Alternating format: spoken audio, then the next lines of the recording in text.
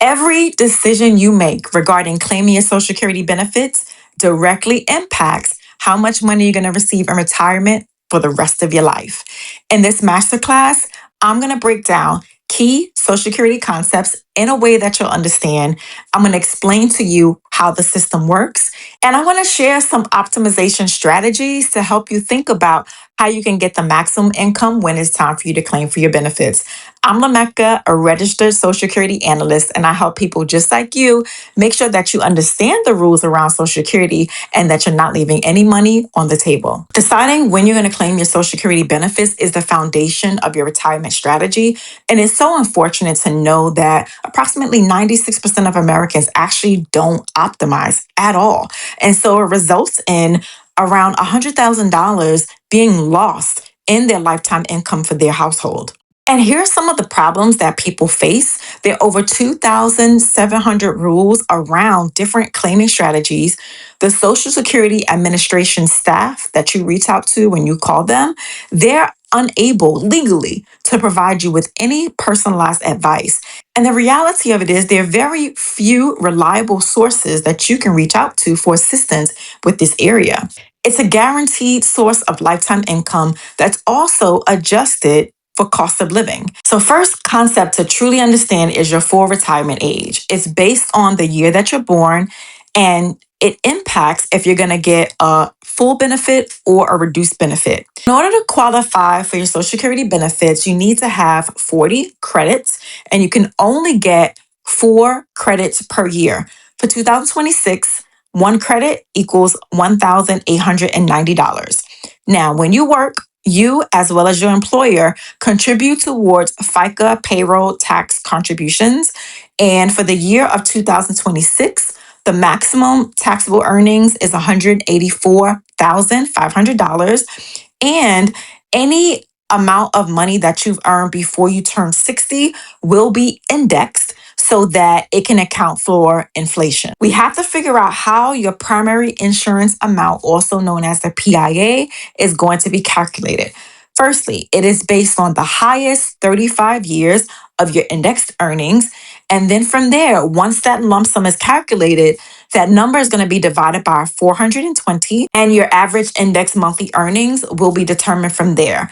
Then we're going to go through a calculation called the bin point calculation. Let me show you what that looks like. So for this example, the AIME is $7,800. For 2026, the bin points are 1,286 and 7,749. So after this calculation is done, this person will have a primary insurance amount of $3,233. So now let's see how this is all going to work out as far as how their benefit is going to be reduced or increased. If this person decides to claim at the age of 62, they're going to get 70% of their primary insurance amount, equaling $2,263. If they claim at their full retirement age, they're going to get their primary insurance amount, which is $3,233. And if they decide to delay and claim at age 70, they're going to receive $4,009, which is 124% of their PIA. Now let's transition and discuss how spousal benefits work. You can receive up to 50% of your spouse's primary insurance amount, and that will be given to you when you reach your full retirement age. And if you notice based on the chart, if you decide to wait, that amount is not going to increase. In order to be eligible for spousal benefits, you need to have been married for at least 1 year, and your spouse must be collecting their retirement benefit. Now, if you're divorced, you had to have been married for at least 10 years. And if you've been divorced for at least 2 years, then it doesn't matter if your ex-spouse is actually claiming or not. And from the chart, you can see how the benefit is reduced. If you decide to claim at age 62, you're going to get 32.5% of their PIA. If you decide to claim at 65, you'll get 41.66. You see how the flow goes based on your age that you decide to claim. So survivor benefits work slightly different. In this case, you had to have been married for at least 9 months.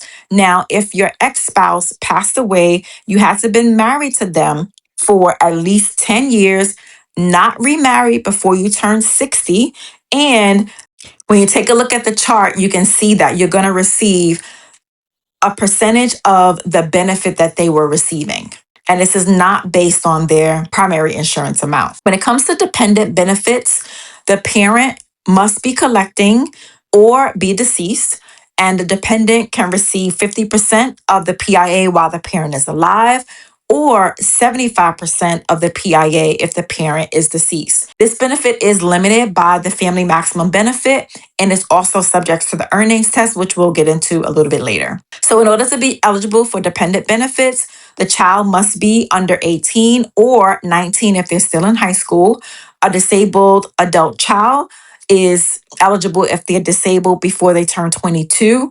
And if you are taking care of a child that's under 16 or a disabled adult child. We're going to transition now and discuss different claiming considerations and some complexities that are involved with that. A key thing to know when it comes to deciding on when you're going to claim your Social Security benefit is actually understanding your life expectancy. I'm going to drop the link to a resource for you to help you figure out what your life expectancy is, because this is going to determine how you strategize with claiming your benefit. But just from this chart, one thing to notice is that women typically tend to live longer and couples tend to live longer together. Here's some key things to just keep in mind for women and how it impacts their Social Security claiming benefits. Yes, we do tend to live longer. I mentioned that a little while ago, but historically we earn less and we typically marry men who are older. We're likely going to be the survivor. So we really need to be paying attention to what we're going to be eligible for. And if we're married, having a conversation with our spouse to make sure that we're on the same page with this very important decision that we're making as a household. Moving on now to dual entitlement. Keep in mind that you can only collect the higher of the two amounts. So we're going to look at an example of a spouse who is eligible to receive their own benefit as well as a benefit based on their spouse's earning history. So we have an example of Annie and Andrew.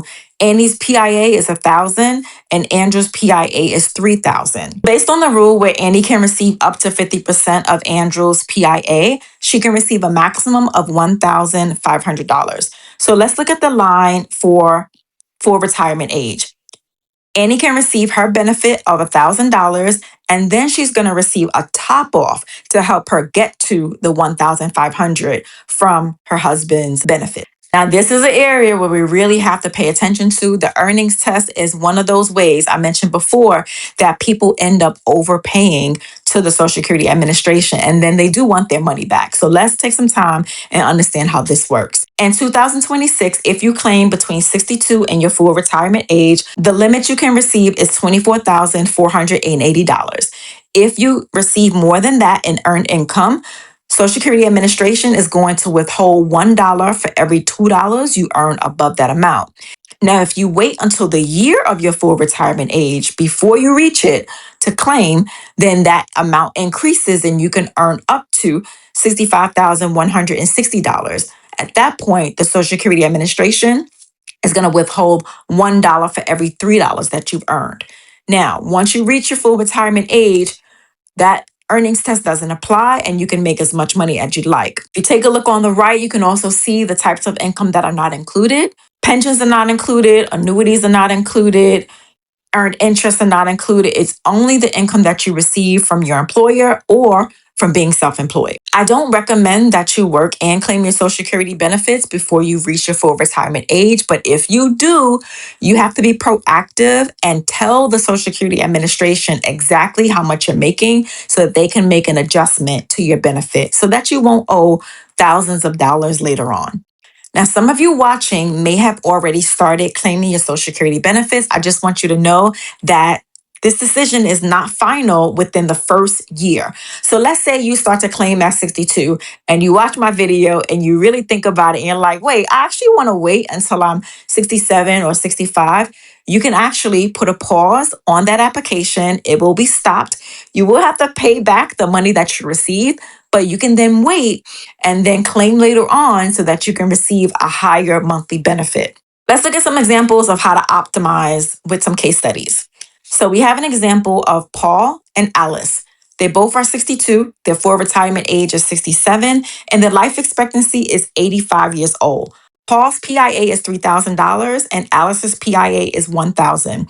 So when you take a look at the chart on the right, you can see that if both of them decided to claim at age 62, the household benefit they would receive is $3,075. If they decided to wait until their full retirement age, they will receive $4,500. But I want to show you a strategy where they could actually maximize those benefits instead of just claiming at the same age, but to be a little bit more strategic. So, a strategy to maximize their household benefit would be for Alice to actually claim at her full retirement age. So, she's going to get $1,000 a month.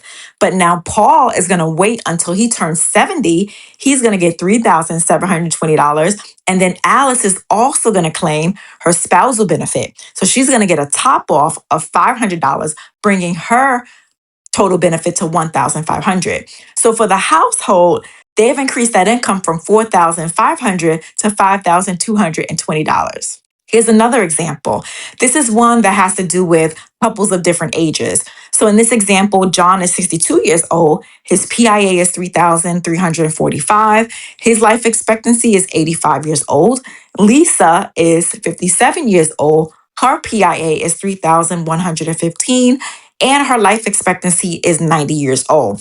As you can see, we've broken down the different amounts that they would receive if they both claim at 62, if they wait till their full retirement age, or if they wait until 70. But the optimal strategy is actually for John to claim at age 70 and for Lisa to claim at age 68. That would give them the highest benefit, $1,264,458. And what you're seeing here is the tool that I use to help my clients maximize their benefits. As you can see, Social Security claiming strategies are very complex. The system has a lot of rules. And the best part about it all is that I am here as a registered Social Security analyst to help you navigate it all. So if you'd like some assistance with your own personalized Social Security claiming strategy, click the link in the description of this video. We'll schedule a one-on-one call and I'll see how I can help you and your household maximize your benefits.